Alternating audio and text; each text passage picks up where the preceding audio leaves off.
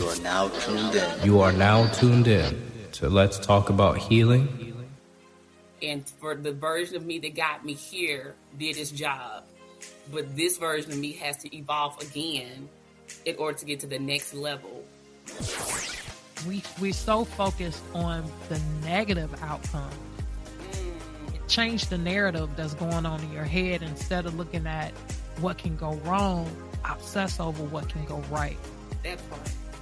Now here's your host, Yvonne Pierre. Hello and welcome to Let's Talk About Healing.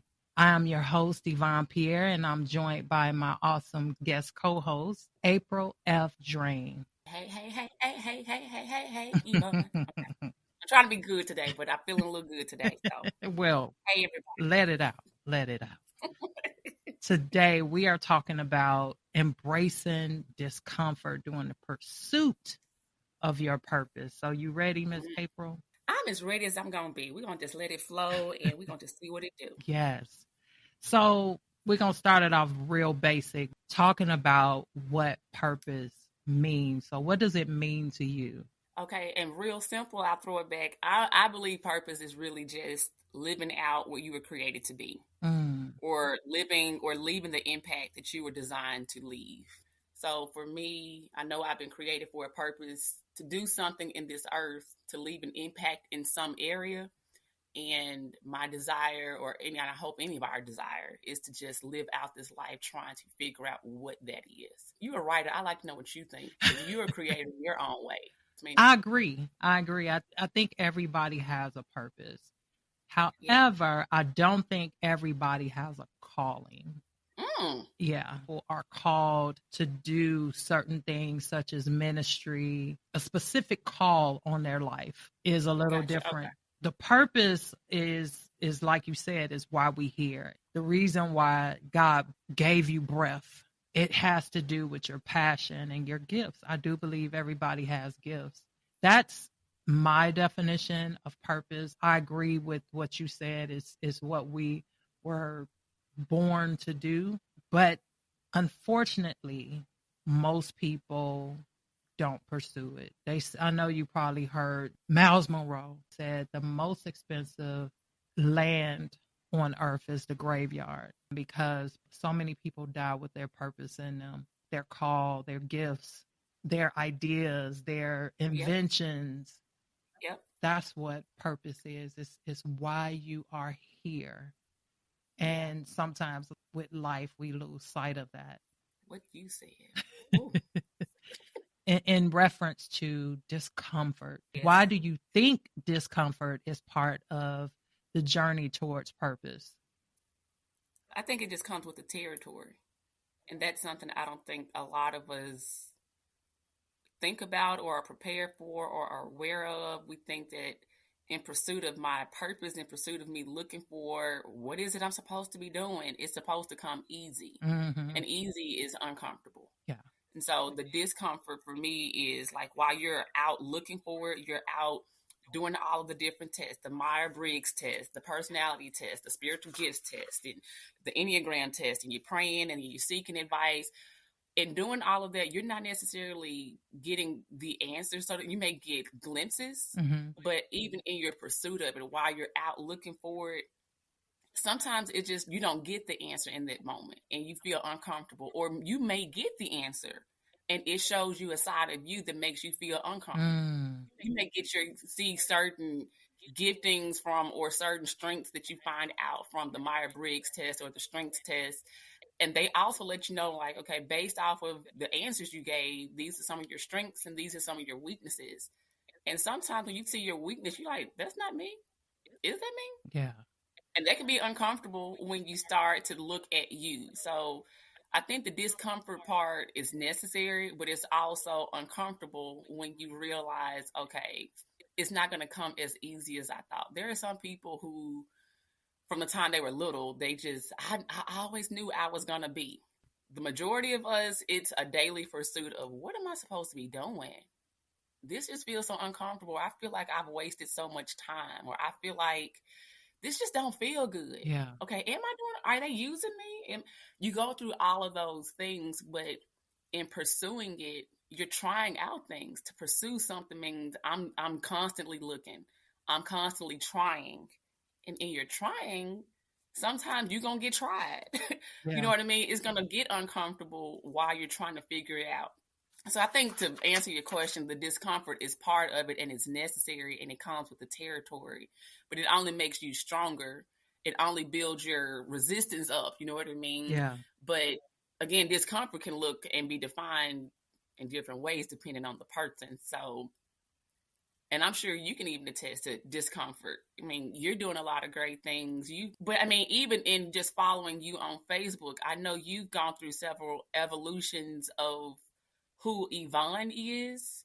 And I'm sure that required you to be open and curious. I guess that's another word. You have to be curious enough to like, okay, is there more? Is there more? And as you say, is there more? You may have to get uncomfortable in figuring out, okay, what does that more look like? So I'm sure even you can speak to discomfort in pursuing purpose. Yeah, the discomfort is part of it. It's part of the process. And I think it's for several reasons. One, I think some people won't move if they're comfortable.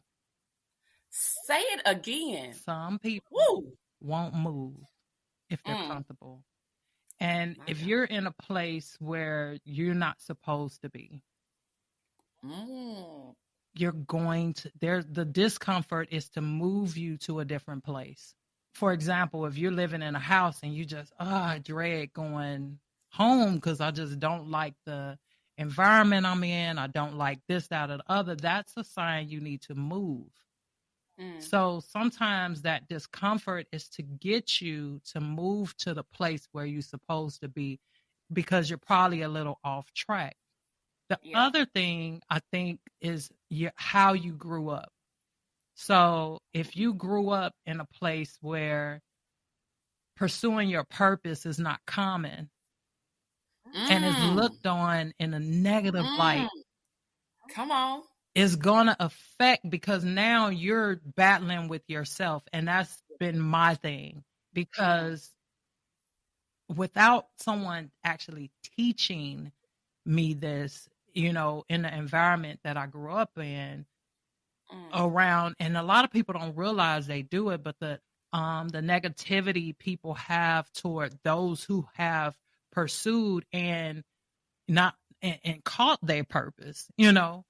So I think a lot of, even though that's not my belief system, but because it's been embedded in me, it's been a battle to push past that, because, you know, sometimes you're like, well, I don't want people to think this about me, or I don't want people to think a certain thing about me because I'm pursuing this.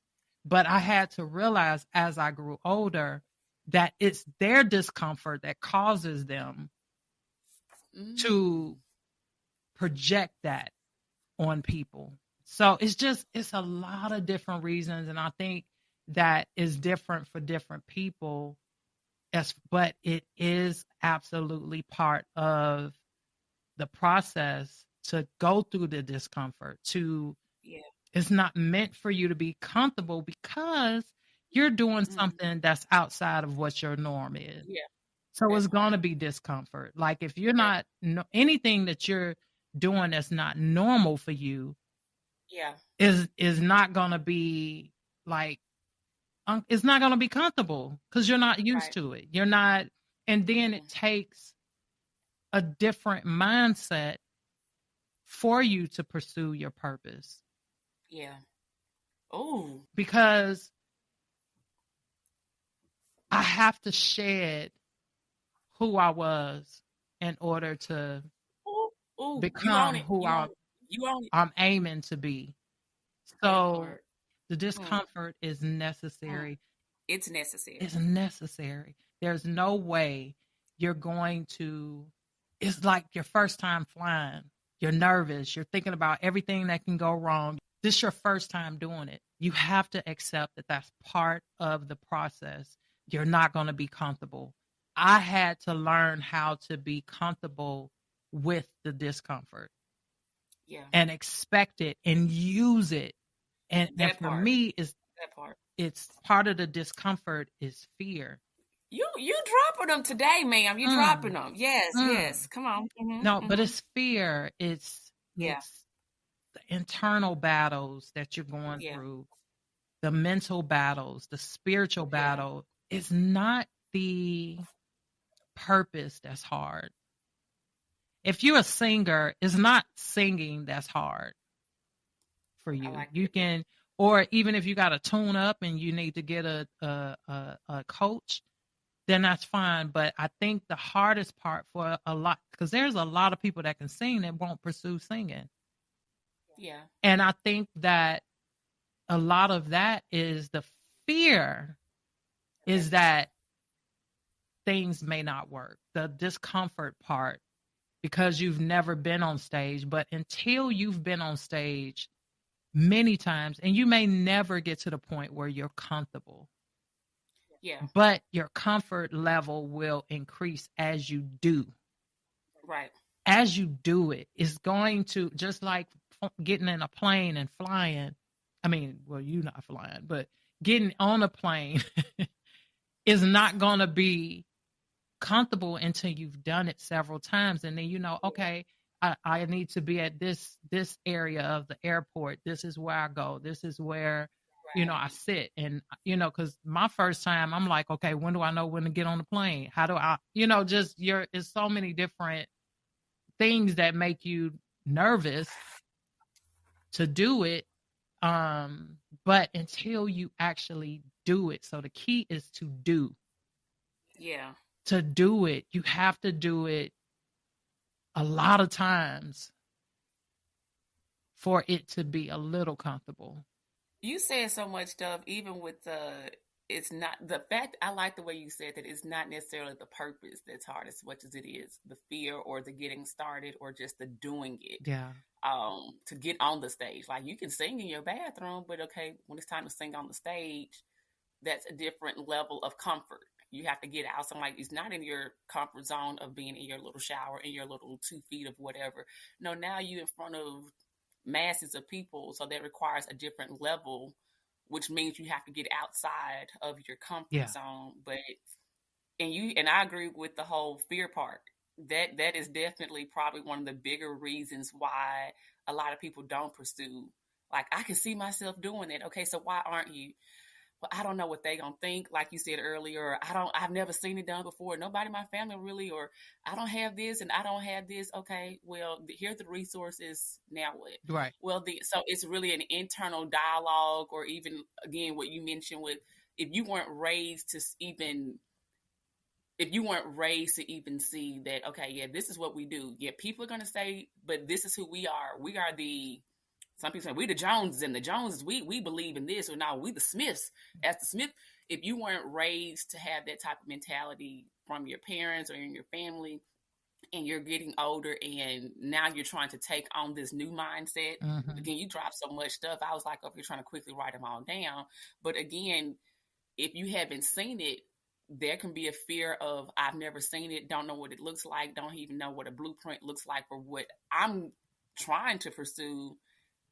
Feel like I'm scared. What if I fail? What if? And so all those what ifs and the internal dialogue can then be the discomfortable part, which is fear, which will then keep a lot of people or a lot of us from not even trying to even pursue it at all. But you said so much good stuff, and I agree. The fear really can be the biggest hindrance because it's uncomfortable. Yeah. We don't like that feeling. Yeah. And it's a spiritual journey. It's a mental, it's an emotional journey. All of that. And that part sometimes it dominates the talent, the gift, the passion for whatever you're trying to do. Yeah. So I agree. Can you share like a personal or even an observed story where someone found purpose through embracing that discomfort? An example of someone pursuing their purpose, even if that example is you, and how it has a significant impact on your growth. I can say a personal one. In 2011, I had been working for probably at that point like 6 years in corporate, and I had only had one quote unquote promotion, but really it was just a title change. It wasn't really much else, and I kept seeing the people who came in with me, who were hired with me, getting promotions after promotions after promotion. And it became this thing of, like you said, I just started getting uncomfortable. Like, okay, I keep asking my manager, what is it that I need to do? Or I don't want to I don't want to play the race card where I'm the only one that looks like me in this department already. But I'm also recognizing that, okay, I'm not hearing of any growth, what I was told. So I started to get uncomfortable in 2011. And it was just this thing of, let me just start looking. And I went on this pursuit, not knowing at the time that that's what the word was, but I just started putting in application after application.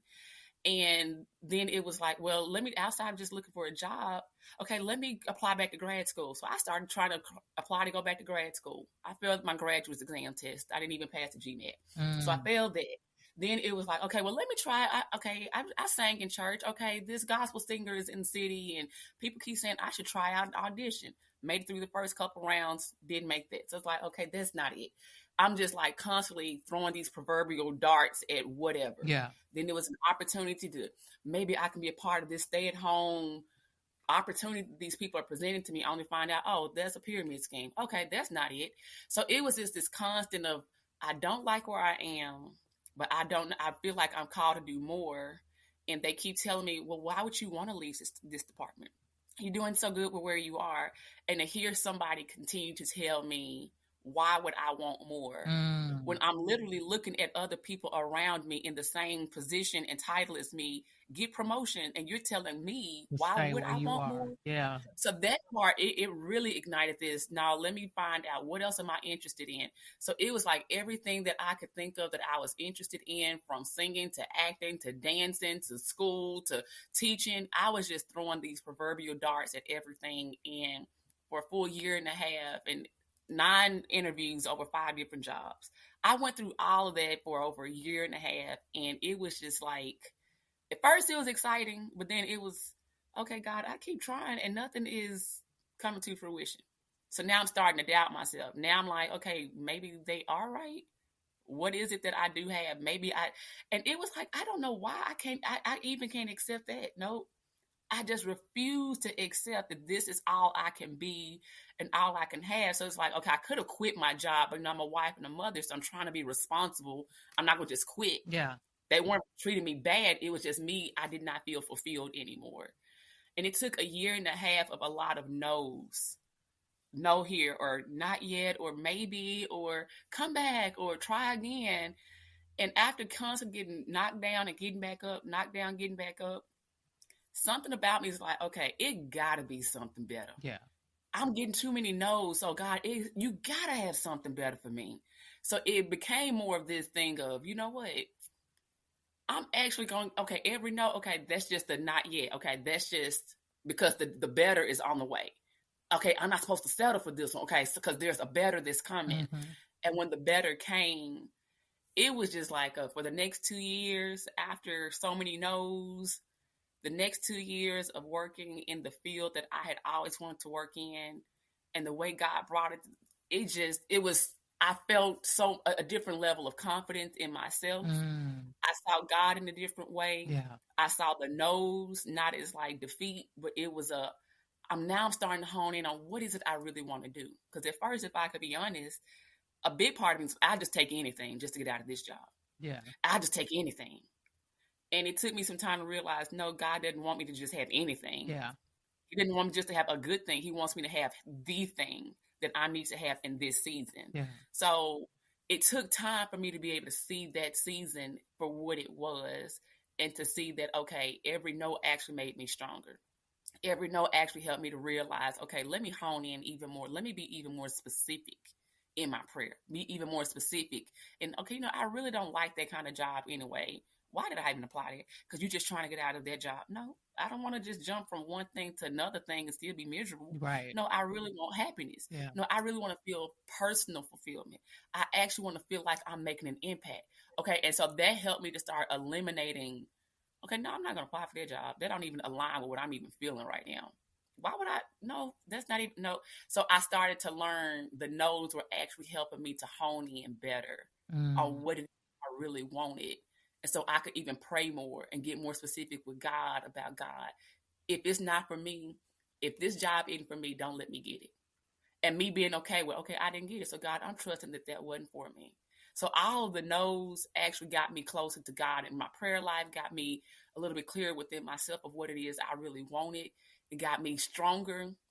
And when I was able to actually walk into what I believe I was supposed to have been doing for those next 2 years, it was just like, okay, God, I see you now. That was, it did so much for me personally, especially when you keep hearing management or people who don't look like you and are males, like these are white older men telling me, why would I want anything more than what I had? Everybody else would be happy to have this job.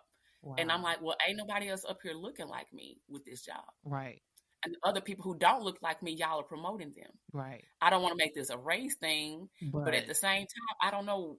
I don't want to assume, but I don't want to act like I don't see what I see. Right. And then I don't want to feel like I'm being gaslit either. Yeah. So, you know what? Let me just try and see what else there is for me. So you wouldn't even got to that if I wasn't if you wasn't uncomfortable. Yep. Yeah. The discomfort pushed you into mentally, spiritually, all of it. Yeah. Growing. Yeah. So there are so many different personal stories that I can share in this moment, but I think the thing that I really, really want to share is the story about the butterfly. One day a man sees a butterfly trying very hard to come out of her cocoon.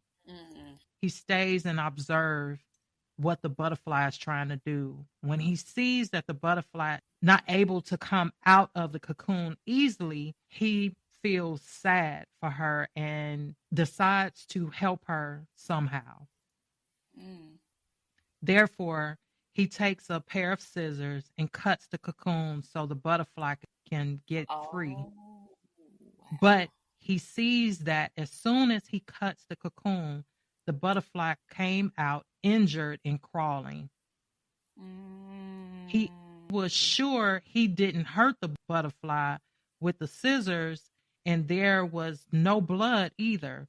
He didn't realize that when the butterfly tries to come out of the cocoon, the body makes a fluid. As the butterfly struggles, the fluid gets pushed back into the body and into its wings. It's that struggle and the fluid that give the ability for the butterfly to fly. Without struggle, the butterfly will just be a crawling, injured insect. So I wanted to share that for those who may not have heard of that story. It's so profound, and it's saying that although on the outside people see you struggling to come out of something, but it's the process of coming out, that part, that helps you develop your wings and fly. Even in our process of whatever our purpose is, your discomfort in your job, or me, my discomfort in being a writer. And it's still hard to hear people call me a writer now. It's not as bad. Really? Yeah. And I'm going to share that story in a second. But the main thing is the process that it takes. It may feel like it is struggle, but there's a purpose in it. You're developing something. Just like giving birth is uncomfortable. It's discomfort, it's pain in giving birth, but there's a process that the baby has to go through. Yeah. And your body has to go through in order to birth another life. So even in birthing our gifts, our purpose, our dreams, there's a birthing process that we have to go through. There's a struggle like the butterfly that you have to go through in order to develop your wings, in order for the fluid to be distributed where it needs to go. Because it's feeding something.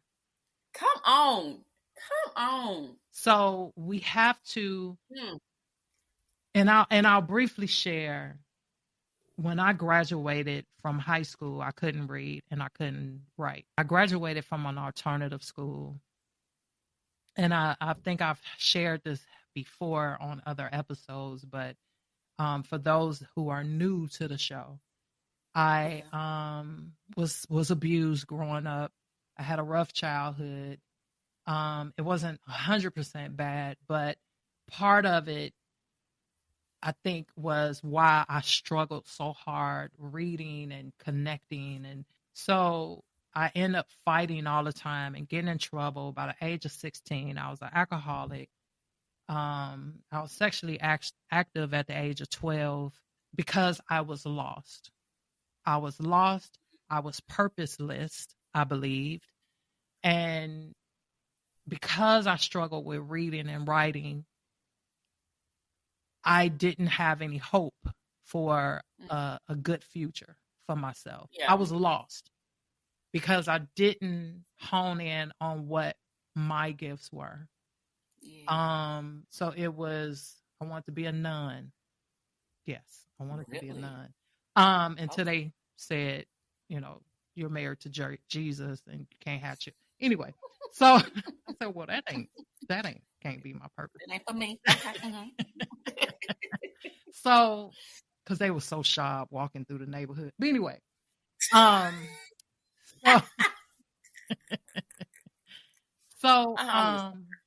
just kept latching on to different dreams. So, graduated from school, tried to go to college. When you said you failed the test, that reminded me that I tried to take the college test and I failed.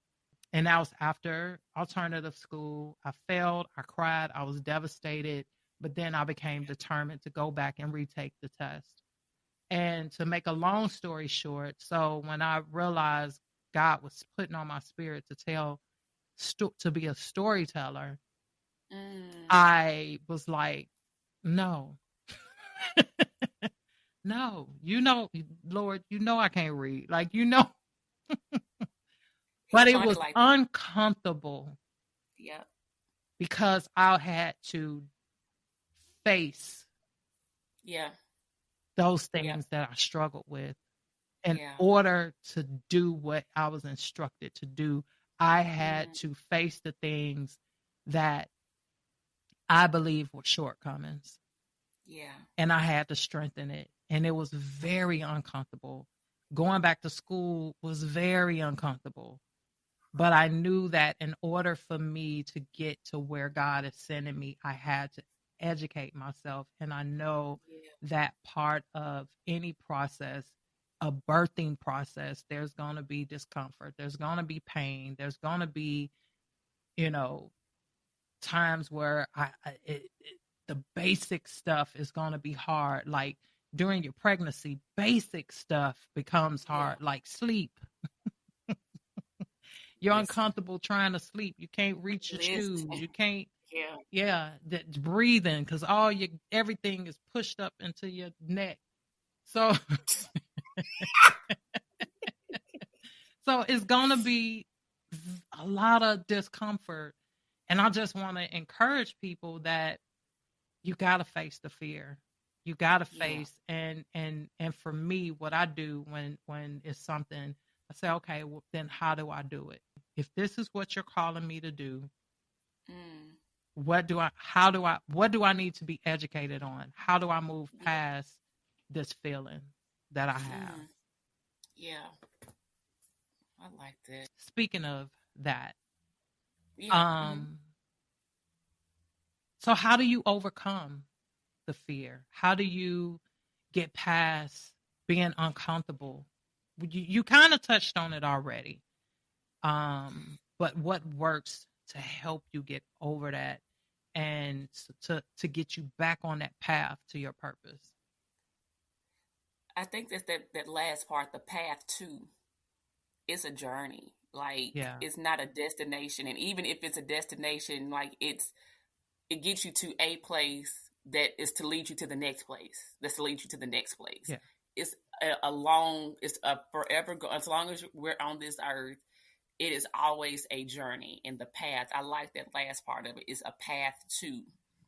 And as you're taking each step is like leading you closer to the next. And you won't know what that next is or what's at the next until you take the next step. It's like a lot of us won't make the first step until we can kind of like, okay, I'll move when I know what's ahead.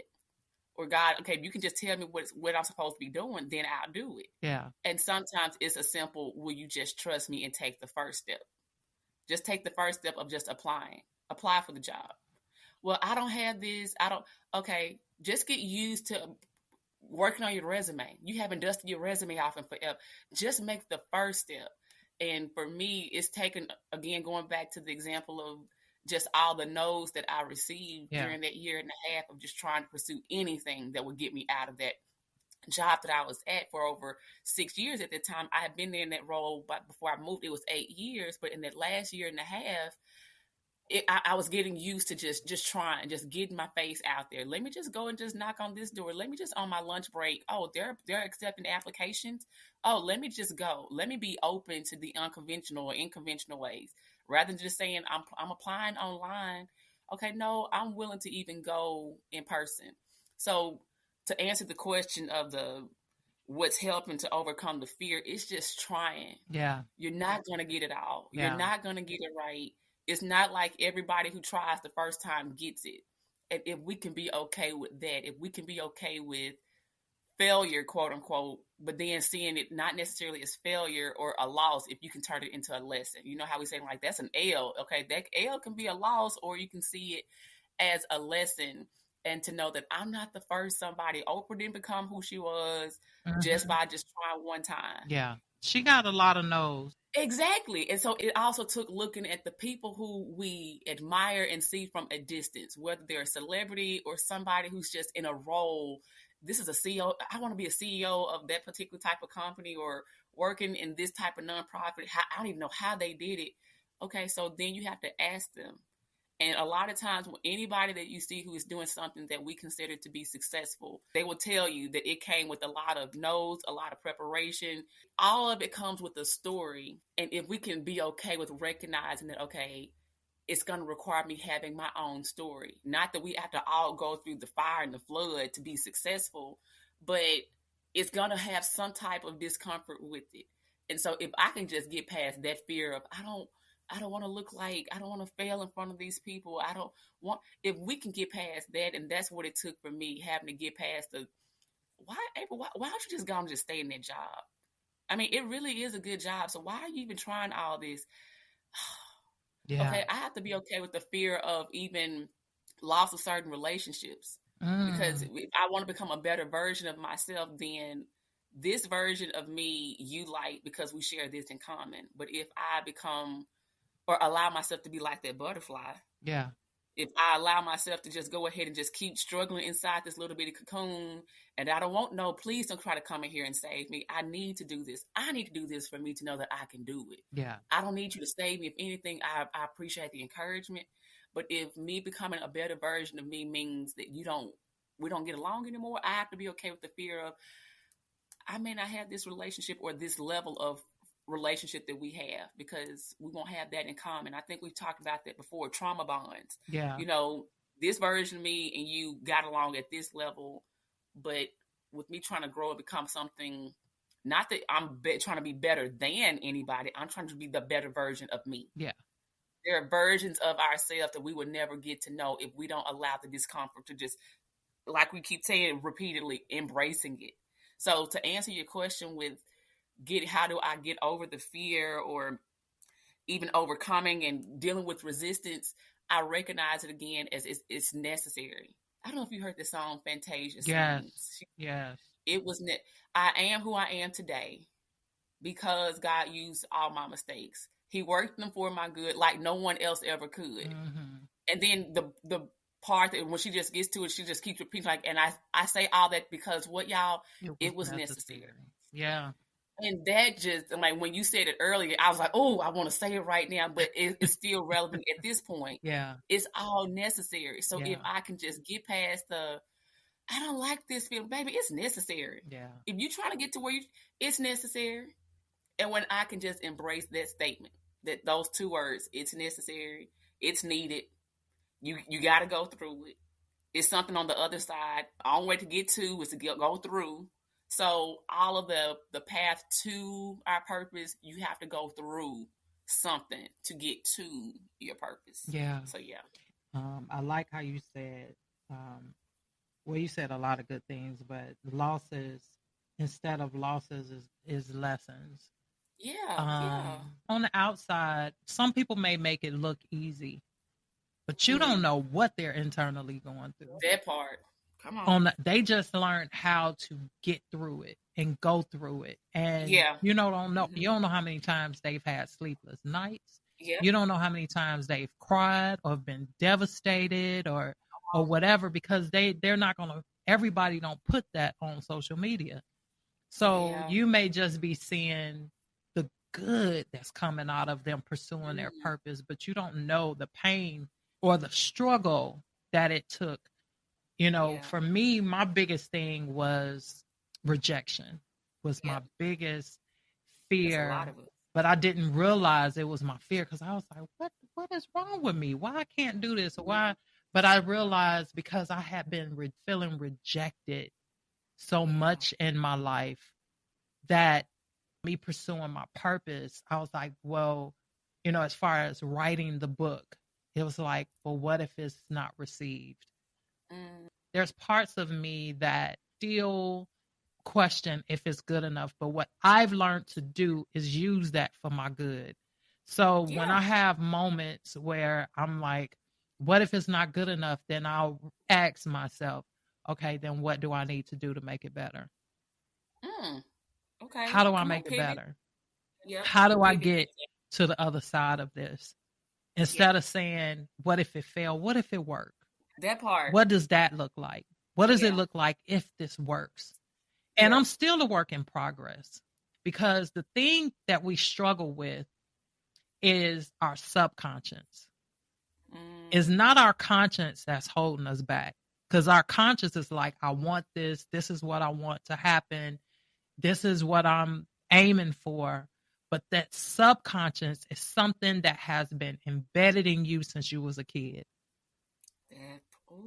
It's power in the tongue. It's power in the tongue. You have to, and I start saying, okay, well, if we can rebuke everything else. I was in the car and I was so tempted to pull over and grab me some McDonald's fries. I was so tempted. Now my battle is potato. So fries, chips increases my glucose. So, because I'm diabetic. So I know that that's my enemy. But I'm like, but I keep going to it, knowing it's wrong, and then be like, okay, I'm going to do better tomorrow. But then tomorrow I do it again. And I say, okay, so today when I was driving, I said, oh no, I rebuke that. I rebuke any thought or anything that is internally. Come on. Temptation to want something that I know is not good for me. And I kept driving. Come on. And I said, oh, that worked. Come on, it went away. The desire immediately went away. Yeah. I may have had to say it, and I went into almost a sermon on myself. Do you hear me? You got to do what you got to do. Come on, you got to speak to yourself. Because I was like, no, you're not finna pull over. Yep. You know this is not good for you. Why would you do that? Because it's a habit. And your body is fighting against you breaking something that's comfortable. Yep. So it's the discomfort of giving it up that you're fighting against. So whether it's your career, whether it's weight loss, whatever it is, the discomfort, you have to make friends with it. Yep. Make friends with being uncomfortable. Yep. that urge. Don't feed it.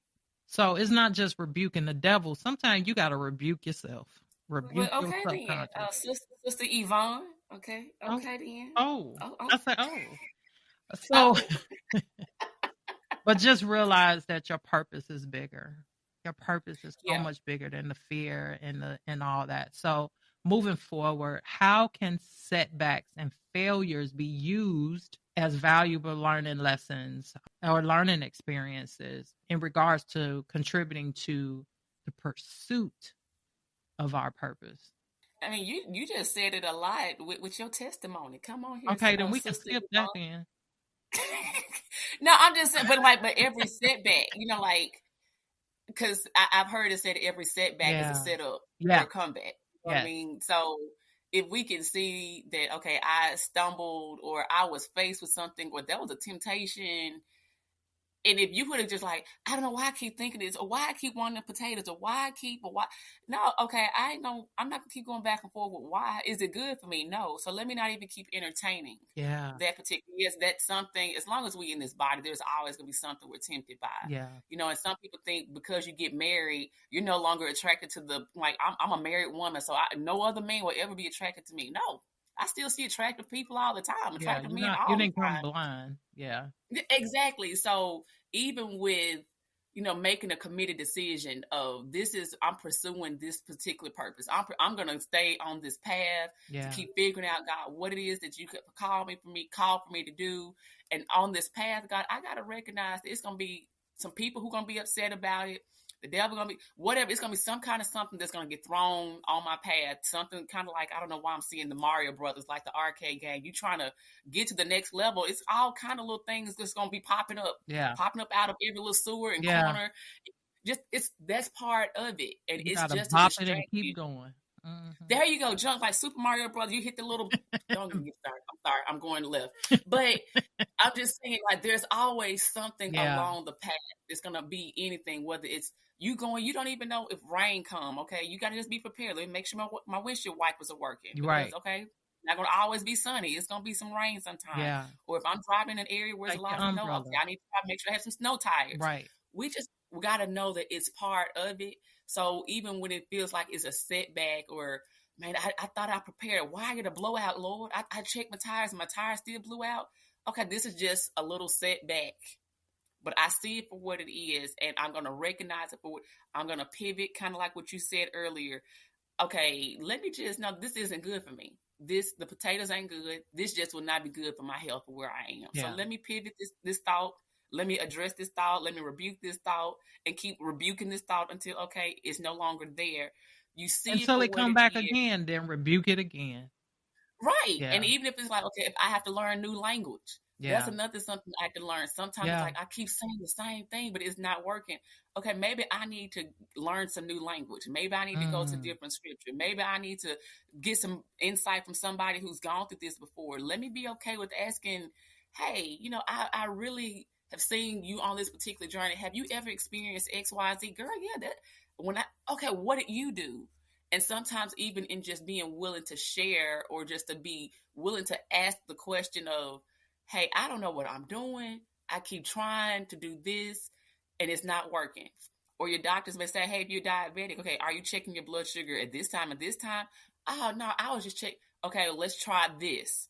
Oh, okay, I didn't consider that. Sometimes it's just a matter of you're still trying, and in your trying, you may not get it right. So again, we're saying kind of, I guess, the same thing in answering the question. The setbacks aren't really setbacks. They're all part of the journey. Yeah. And if anything, it helps you to reevaluate. Oh, I thought I had, okay, no, I didn't bring the right tool with me this time. Oh, I should have had this tool.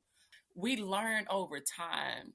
And sometimes you don't know what you don't know until you don't know it.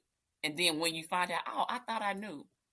Now that I realize I did know, okay, now I need to figure out how I need to pivot, what tools I need to put in my arsenal, what people I need to be connected with, what people I need to disconnect with, because that verbiage don't work for this situation. Yeah. Okay, yeah, grandmama, I appreciate the concept of what you're saying, but for you to tell me to do that and this, that doesn't necessarily apply specifically. So I can take the principle, or as the old folks say, eat the meat, throw away the bones. Yeah. Okay, I need to learn what applies and what doesn't. And okay, if that didn't fit, let me pivot. I've lived. I'm 42, but in 42 years, it's like I've seen a lot of people settle so quick. Yeah. With I guess this just how it's gonna be. Ain't nobody else doing nothing different, and why should I? Okay, but if you have that desire, have you ever considered that maybe God gave you that desire so that you could be the chain breaker? When I've heard somebody say, if you're not sure what your purpose is, what is it that angers you the most, or what is it that you're most passionate about? Yeah. Some people can walk into a room and see it's like chaos everywhere. This ain't this. Okay, you got the people going in this line in this direction, but the food is over here. But and it's just like frustrating you. Like, why don't y'all just move this over there, that to right there? I ain't see it like that. They didn't see it like that because organization may not be something that you may be like, okay, no, this goes here. This will make things flow so much. So maybe you have something, your gift is somewhere in the line of being a great organizer, or so whatever it is that you're passionate about, or that you can walk into a room and it's like, okay, I see that this could be so much better, or you don't hear what she's saying. Now, okay, so what I hear she's trying to say is this. Well, when you say it, I can hear. Okay, so maybe you have a gift of interpretation or something with communication that can help people. So it's learning that, okay, the setbacks may be an opportunity for you to be able to pivot and look and see, okay, maybe I've been putting my efforts in the wrong area. Yeah. Maybe I don't have the right language. Maybe I don't have the right tools. So again, all that to come back to the setbacks goes back to what a discomfort is, which is what we've already said. Embrace it all, because it's all necessary. Yeah. Once you make friends with it, like you said, and recognize and see, okay, how can I allow this to help me get closer to what I'm called to be doing? Yeah. How can I learn from this? How can I grow from this? Instead of letting it be a roadblock, but looking at it like, I don't know if it was a elephant that fell in a hole. It's a story that about a animal that fell in a hole. I want to say it was an elephant, a baby elephant or something. And people kept throwing rocks at it, and it would shake it off and step up. Shake it off and step up. You heard that? Well, I heard it from a Christian, an old gospel song, but it was a goat. But it's still the same. Okay, yeah. It was a goat. And it shook it off and stepped up. Yeah. Shake it off. And the thing was, it by the time it finished, it was out of the hole because it used the stones that was thrown at it as stepping stools to step up. And we have to learn how to do that when life throws stones at us, or if life throws things at us. It was a quote that says, the problem is that you expect not to have problems. There's going to be always something, and we have to get to a place where you deal with it, focus on the solution, you move on. There are some things that you may linger on, like a loss of a loved one or something like that. But even in that, I'm learning to embrace it, because there's no way to stop it. There are certain things that we have absolutely no control over. And we spend a lot of time stressed and worried over things that we can't control. So I've learned in my journey to embrace it and to learn from it. Okay, how can I learn from this? How can I learn from my grandmother's life when she passed? How can I learn from this? How can I grow from this? How can I be better because of her? Because of her. The things that she's taught me, how can I be better? And not saying that I didn't grieve or anything like that, but this whole thing is about learning and growing. The balance comes with moving.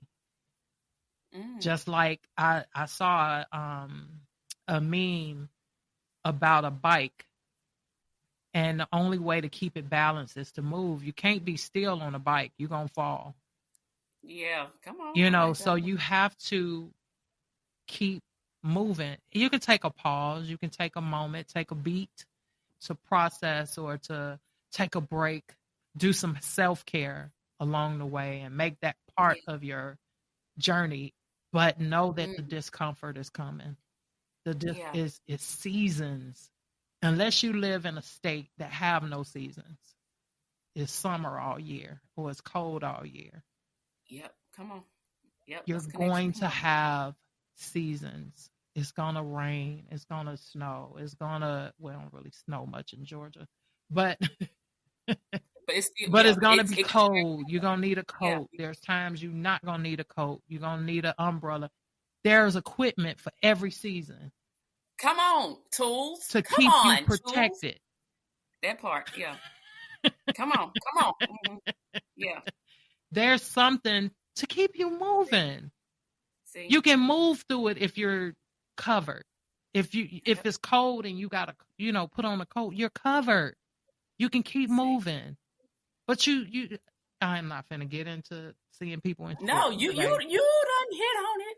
No, I'm saying yesterday I saw it's freezing last night, like 30 degrees, and I saw a bunch of people with flip-flop and shorts on and complaining about the weather.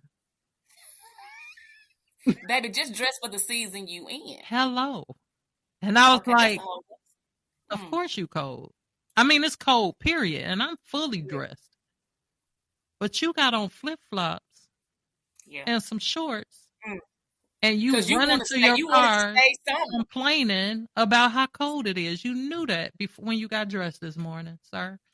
But see, some of us like a certain season and we want to stay in that season. But you can't appreciate that season if it stay that season all the time. So the fact that you still showing up in winter with summer stuff, you need to be willing to adjust. Right. And like you said, you knew what season it was when you saw it on the calendar. Right. Even if there's some random days where it's like, okay, it's really hot in December of all days. That's just a one-off. But typically this time of year, this is what the weather is like. This is what you should be prepared for. But if it's, I want it to be hot again. If you don't have, and I wanted to ask, do we need to go to the thrift store? Do you need clothes? Like, is it? And I kept seeing it. Everywhere I looked, I said, is this a fad that I don't know about? But anyway. But yeah, you have to dress for the season. You have to be prepared for the season.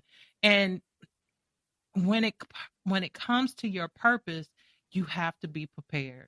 You have to be prepared for the setbacks, the failures, and instead of looking at it like, oh my God, because I used to be devastated. When things didn't go right, I would be devastated. Because I saw it as rejecting me. And I took it so hard. And I had to learn, and I'm learning to be comfortable with the rejection and realizing that just means I'm not supposed to do it with you. That part. Because you're not for everybody. Right. And everybody ain't. Yeah. If I'm promoting a film, and you tell me no, I look at it now like, okay, God, that's God's way of telling me that's not the person I'm supposed to be working with. Because the person I'm supposed to be working with is going to be an easy yes. Yep, and it just may take a couple of doors closed and shut doors and no's before I get to that person. But until then, I'm just seeing who's not for me. Yeah, a shut door sometimes is a blessing. It is. I've looked back several times like, oh, Lord, I'm glad that didn't work. Oh, Lord, you was protecting me. Because that, ooh. Come on, somebody. Come on. Girl. Yeah, so I'm learning. I wish I would have learned it earlier. Yeah, but, no, I'm with you on that. But yeah, I've learned, and you have to learn how to use discernment and stop making decisions based off of fear. Because I've made a lot of decisions or played it safe out of fear, and then God, like, I'm not gonna bless that. That's not what I asked you to do. That's not, because I'm like, well, God, you told me to do it. Yeah, but that's not what I asked you to do. Just like if I sent my son to the store and he expect me, you know how you pay pay somebody to go to the store for you or whatever. Mm-hmm. So they used to do it when I was little all the time. So, No. but you come back with the wrong stuff and you still expect to be paid. No. Or you got chores you supposed to be doing, and you done threw everything under the bed. You got stuff stuffed in the closet. Mm-hmm. Mm-hmm. You still expecting an allowance, and you didn't do your job. You're still expecting to be paid, and you didn't do what you was instructed to do. And that's how I feel about purpose. You're not doing what he asked you to do, but you're expecting the blessings from it. You're expecting, God, why am I still struggling? Because you didn't do what I asked you to do. Yeah. And we keep wanting him to put his stamp of approval on our stuff. He's like, look, I'm not gonna put my name on something that I didn't endorse. We've been trying to get him to endorse stuff that he, like you said, he didn't call you to do that. So I'm not gonna put my name on it. Yeah. Because if my name is on it, then that means you represented me. That's not represent the intention. I can see, yes, it's a good thing. I can see the good intention, but that still isn't what I told you to do. Yeah. So if you kept pushing the door, you wanted that door open so bad. I mean, if you keep pushing the door strong enough, hard enough, and determined, I want to get through this door, and God, like, that's not your door, keep moving. But I want this door, okay? Because he is a gentleman. He's not a God that's gonna be just like, he's not gonna force himself on you. He's not gonna make you. That's the whole thing of free will. I have a plan. I have a purpose, and I've given you instruction.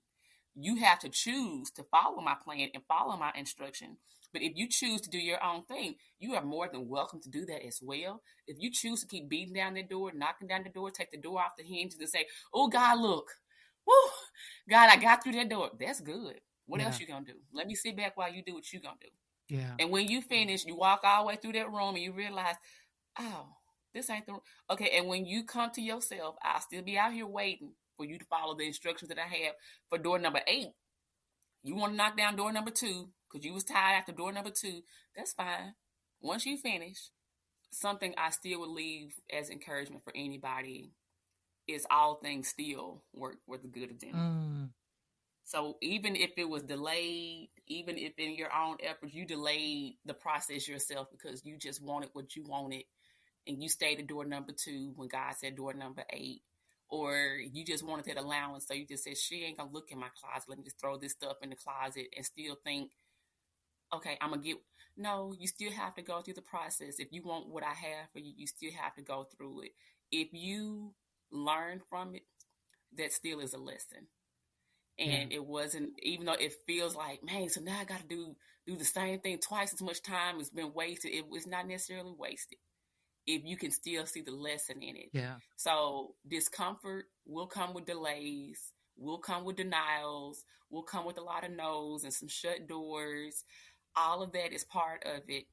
But what I believe we've said it in so many different ways. Once you can recognize it's part of the journey, it's necessary in order for you to get to where you are called to be and to walk the path that you're called to walk on to your purpose. Every encounter, there is some type of lesson. If you're open to it, there is a lesson there. There is something that you can gain that will make you so much stronger and much more appreciative, and that you can share with somebody else who's coming behind you if they're willing to hear you. So all of it is necessary. Discomfort, nobody likes to get outside their comfort box, their box of comfortability. Comfort zone, but out of your comfort zone, But your purpose is going to be outside of your comfort zone. So once you can go ahead and see that, either you stay comfortable and cute and cozy and don't grow and just stay looking like a little 2 or 3-year-old the rest of your life, or you can step outside of your comfort zone and be willing to grow, be willing to expand, be willing to accept some no's, but know that the no's aren't denials or delays. They're all part of the process. So again, discomfort is part of the process. It's all necessary. And even if you feel like you've wasted time, if you course correct, if you pivot real quick, if you use the power of your tongue, like Yvonne said earlier, use the power of your tongue and say, you know what, I've been saying this. Now I'm going to change this thing around. I'm going to start saying this. And I'm going to be willing to walk in the discomfort. And I'm willing to make friends with it. You will be surprised what kind of person you'll be, and you'll be surprised what you'll see on the other side of 2 because you went through the process that you need to go through. Yeah, very good. Yeah. There's a poem by Marianne Williamson, and it's our deepest fear is not, and I'm not going to read the whole thing, but just the first couple of sentences speak volumes. Our deepest fear is not that we are inadequate. Yeah. Our deepest fear is that we are powerful beyond measure. It is our light, not our darkness, that most frightens us. And I would say for a long time, it's been both for me. I was afraid of my light, but I was also afraid of the fear of not being good enough. And my encouragement is to work on it. Whatever that is, sometimes people say, oh, just push through and make it happen. No, you have to do the work and work on it. You have to work on whatever that is and pull it from the root and figure out what the root is first and pull it from the root and really deal with what it is that's going on in your subconscious that's blocking you from your purpose, and really be mindful of what you're saying to yourself. A lot of your answers is in your inner voice. It's in what you're saying to yourself repeatedly every time you face it. When you're facing the fear or anxiety about it or whatever it is you're battling with, sometimes life blows that candle out. But we got to learn how to ignite it, how to get it back.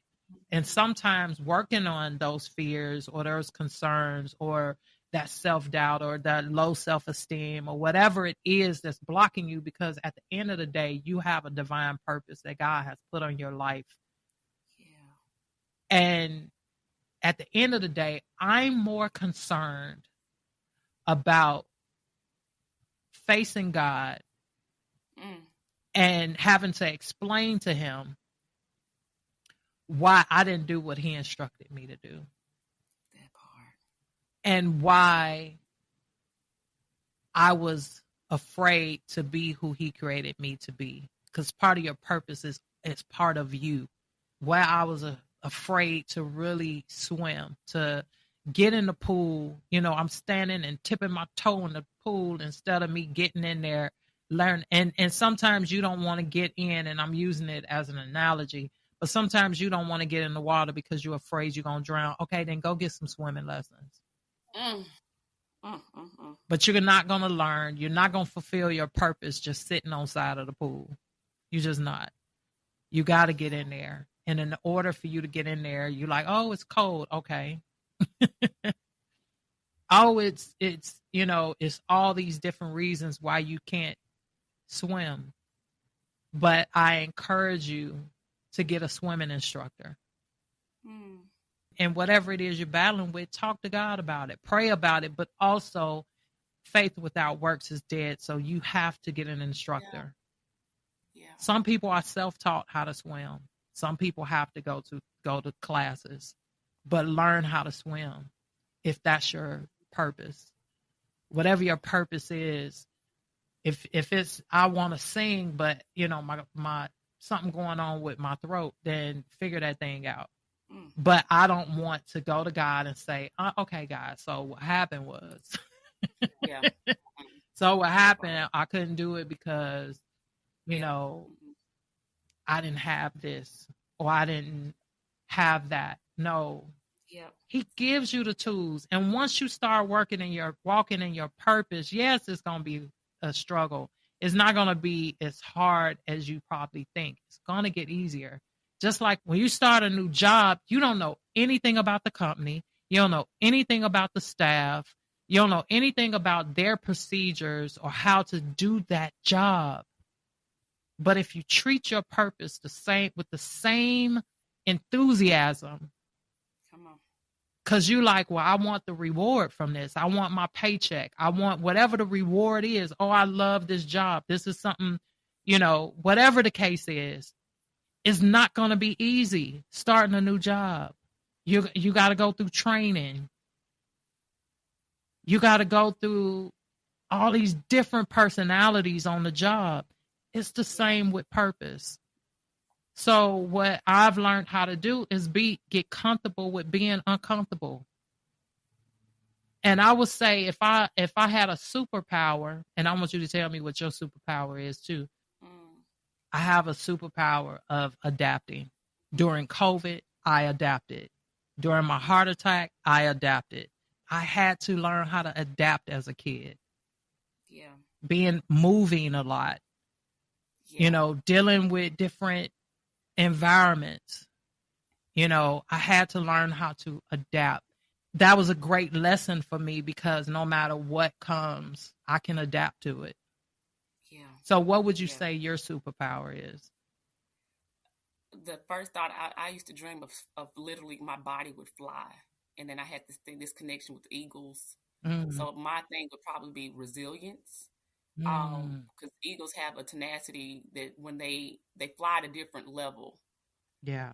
And they actually use a storm as it comes towards them. They don't go hide and wait for it to pass. They use the storm and all the winds that come with it. They use it as motivation or the fuel to actually take them higher, to go beyond. So they use the storm and they don't run from it. They go through it. So resilience and being able to fly through the resilience, flying over it, over the storms because they're coming, and not hiding from it, taking it on head on, flying through it, because all storms don't last always.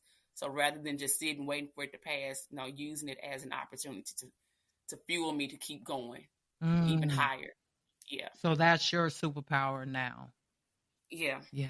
Yep. Yeah. Very good. Very good. And I want to end on, because you started that quote with Our Deepest Fear, that poem. Yeah. The last part of it is so ironic that you said it, because I literally had it pulled up and I have that poem in my sitting space downstairs in my home. Wow. But one of the last few lines is, "We were born to manifest the glory of God that is within us. It's not just in some of us, it's in everyone." And the last part, "As we are liberated from our own fear, our presence automatically liberates others." When we could go ahead and get past our fear and walk in our purpose, because our purpose is tied to somebody. There's somebody that God may have waiting for you to do that thing. Even if it's just, I never saw anybody do it until I saw you do it. Even if it's just that, somebody's probably waiting for you to do that thing that God has called you to do. And like you mentioned earlier, I'd hate to get before God to say I didn't do it, because he was like, that was the main reason I needed you to do it, because somebody else was waiting to see it simply being done. And I wanted to use you as a conduit. You didn't have to be the full thing. I just wanted to just use you as a vessel so that other people can see a light, that, there is a light in this crazy world. There is somebody who's willing to still try. And so if we can get past our own fear, we liberate ourselves, but it's also liberating because we don't know. It could be our very own children in our house who are looking at us. Yeah. So when we can get past that fear that you've mentioned so many times, that we've said in so many different ways, once we can get past the fear or embrace the fear and still do it anyway, or as Brene Brown says, do it scared. Yeah. Do it scared. Yeah.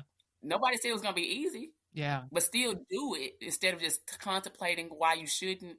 There are more people and more that are waiting for you, and you're holding. I don't want to say we're holding up somebody's blessing. You are. But you are. Before God. You are. In a way, you're holding them up. Yeah. You're holding them up. And the funny thing, I'm going to say this. God is amazing, because when I was prepping for the show, something kept telling me to say what you just said. But I didn't write it down, and I forgot. And you just said it. When you said that somebody's waiting on you. And when you said it, my eyes was like. But that's why I reacted the way I did when you started quoting the poem. I was like, oh. So that's, again, we never know. Just okay, let me stop, because, I know we do a wrap up. But you was on it today, ma'am. You are on it. Yes, you was too. You was too.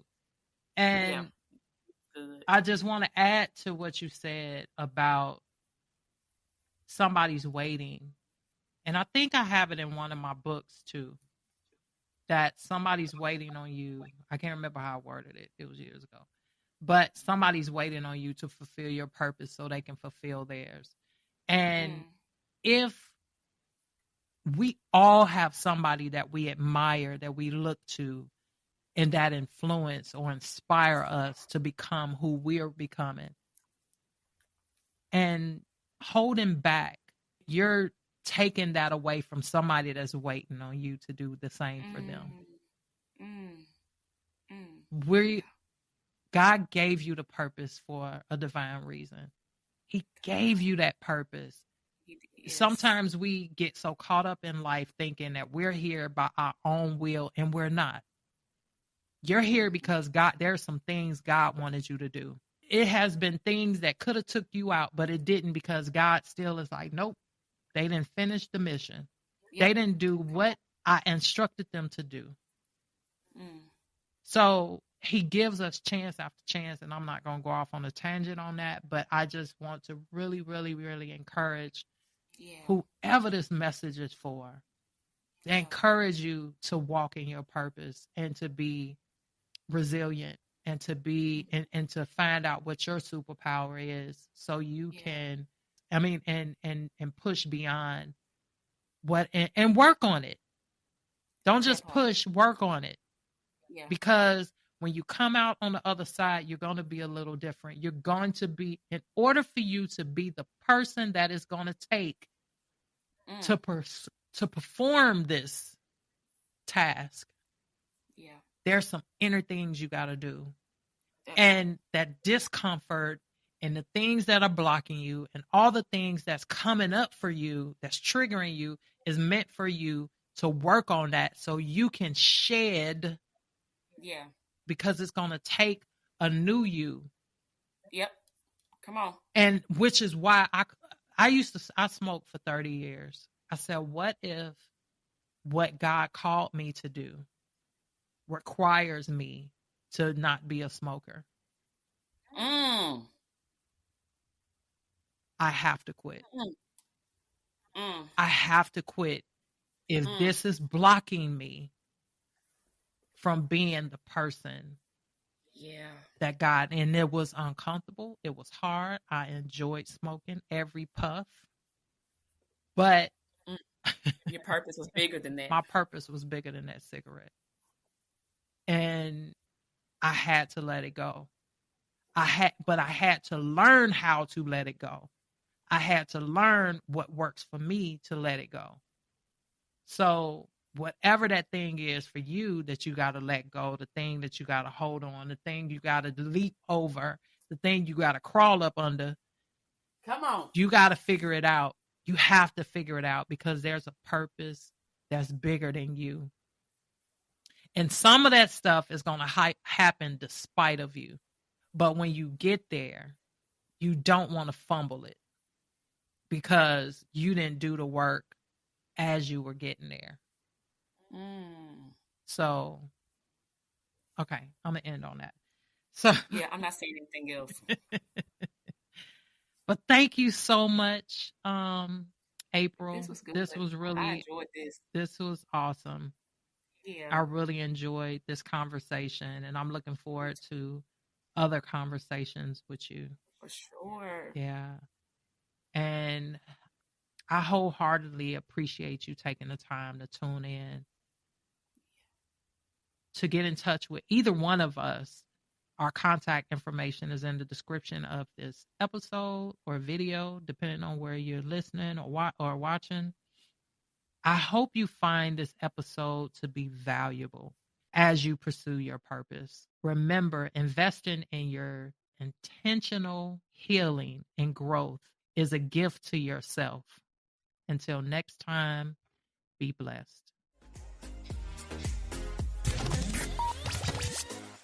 Thank you for tuning in to Let's Talk About Healing with Yvonne Pierre. We hope you enjoyed the show. Be sure to subscribe, like, and share.